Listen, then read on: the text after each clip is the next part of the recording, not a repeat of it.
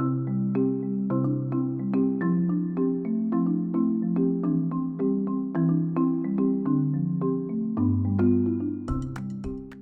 my name is Richard Clarke. I'm the Director General for Policy, Research and Humanitarian at the Department for International Development.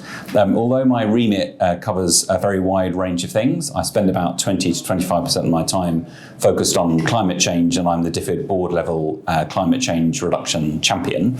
I've spent a lot of my 18 months in DFID so far focusing on adaptation and resilience when it comes to climate, and I think water is a really interesting way into that conversation, I think for a few reasons. Firstly, because water, sanitation, hygiene, WASH is a core part of DFID's experience, and it's also an area of increasing innovation. We've got an opportunity to do things in a different way and to think about how we balance classic programming with new ways of thinking about delivery. Secondly, because I think water and sanitation is also something that we're really going to have to be thinking about if we think about the big demographic trends that we in the world are likely to be dealing with over the next 20 or 30 years, whether it's increasing urbanization in Africa, whether it's thinking about how we deliver in fragile and conflict-affected states where we know that 80% of extreme poverty will be in the coming years, or whether it's if we think about the major infrastructure projects that we're likely to see and construction and making sure that they are resilient for the likely experience around climate change. We already know that the people we work with, the countries with whom we work in partnership, are experiencing climate change effects. I was speaking to a colleague today who was talking about the fact that at Paris, people were talking about the next generation of people who would experience climate change. As we prepare for the Glasgow COP in November, we know that the countries we work with, particularly small island developing states, are already experiencing that kind of impact.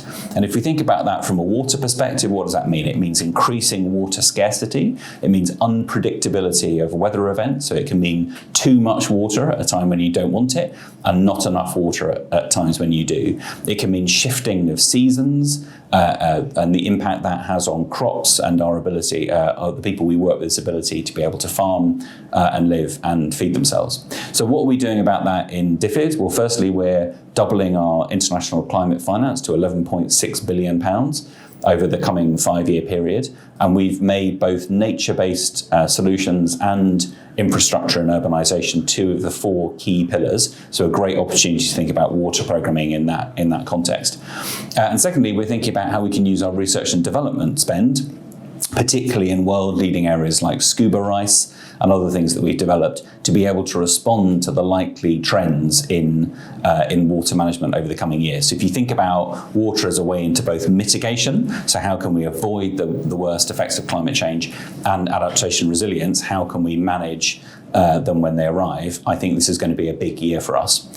We've got CHOGM, the Commonwealth Heads of Government meeting coming up. We've had a big event, as I film this, we've had a big event this week in London, bringing people together with His Royal Highness the Prince of Wales and WaterAid to think about water policy in general. And we'll have a number of other big moments, including in October, a big resilience summit that the Dutch government are running right through to COP26 in Glasgow. So it's going to be an exciting year, a great opportunity to be able to deliver, and let's put water at the heart of that agenda. Thanks.